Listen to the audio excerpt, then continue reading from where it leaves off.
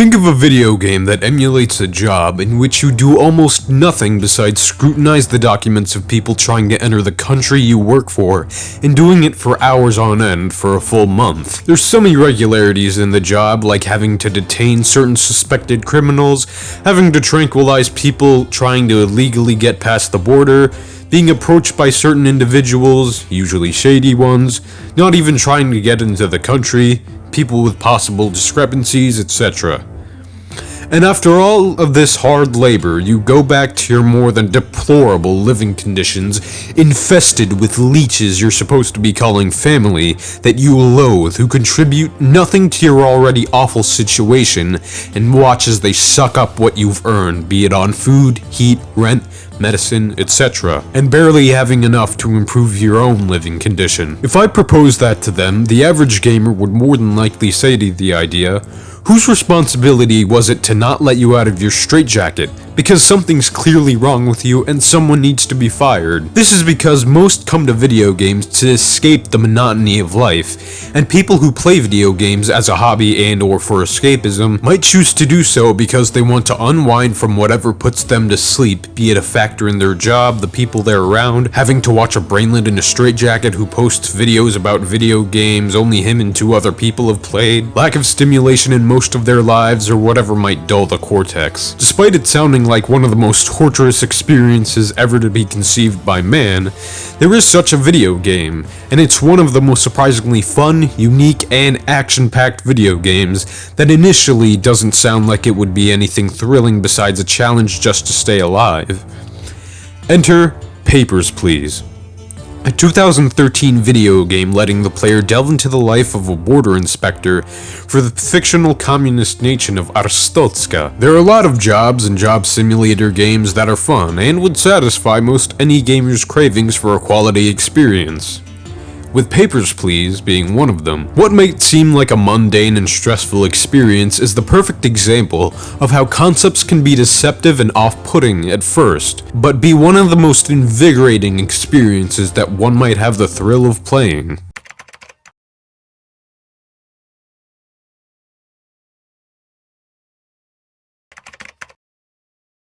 The game starts by informing the player that the October labor lottery has been complete, and their name has been pulled and that they've been assigned to the Grestin border checkpoint. The majority of the gameplay consists of the inspector closely scrutinizing the documents of both Arstotskans and foreigners, as to keep people safe while finding whatever reason they can to keep any outsiders out of the country.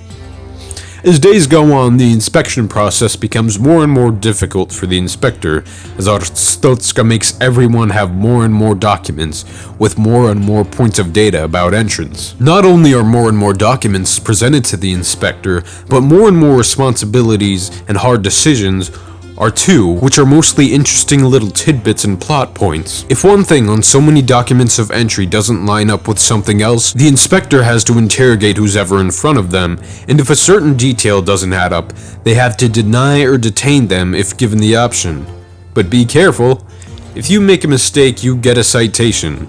Too many citations on a certain day can result in money being taken away from you as punishment, which you so desperately need for your family. Occasionally, some deviants will act up and give you a hard time, and the player has the option to choose between assisting Izek in their plot to reform the Arstotzkan government, only compelled with bribes thrown at them, yet deterred by Arstotzka, seeing you've taken them.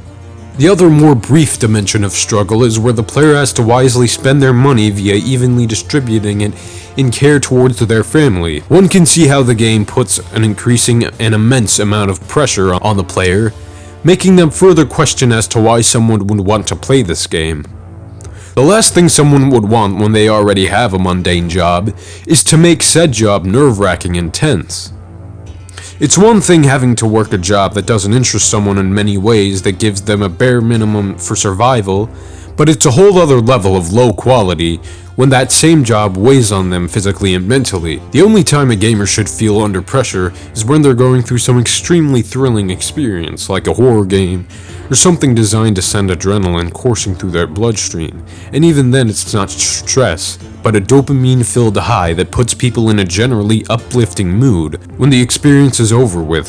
So why should people want to play this game in the first place? This is where the game unexpectedly makes its experience worthwhile. It's where it stuns critically thinking gamers and defies most expectations one might have of it, where its fun comes out against all expectations.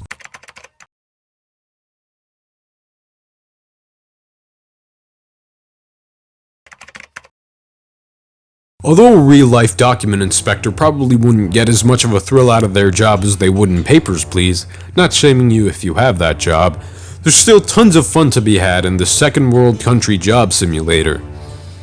Every day you race against the clock to get as many people processed as possible and looking at their papers. Many could be amazed at the sheer fun it can be to scrutinize every little minor detail on entry documents. A job just proofreading paperwork wouldn't sound that interesting to most, but Duke Pope, the game's developer, makes it fun by giving the player purpose behind what they do. More towards the middle of the month, this ambition is cranked up a notch, since you're awarded a monetary bonus each time you detain suspicious characters.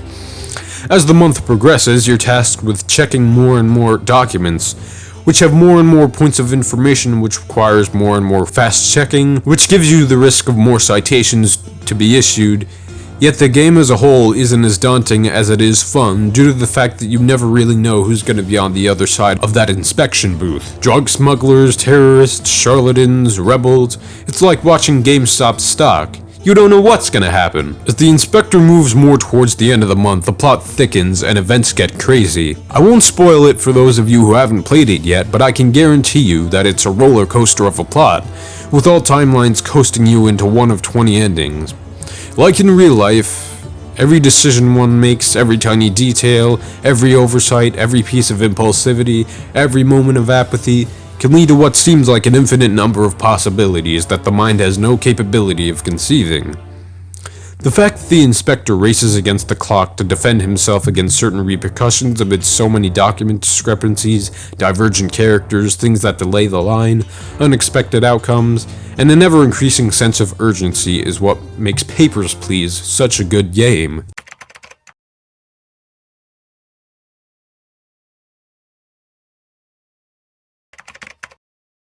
It doesn't even sound good when you hear it or look good when you read it, but when you play it, you'll be immensely glad that you did, since you know you've played a game that uses its idea and in-game circumstances to progress through a gameplay type and plot delivering in action, storyline, suspense, intensity, unpredictability, and all-out excitement guaranteed to keep the player on edge.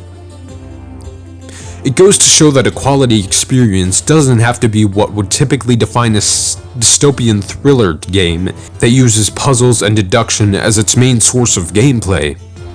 It using such unorthodox elements for a game illustrates how fine a product it is, and Duke Pope's innovation as a game developer. However you see the game when you're approaching it, just remember that concepts in and of themselves may be deceiving, and there may be a good game thriving beneath your suspicion, and because of that, I urge you to play Papers, Please.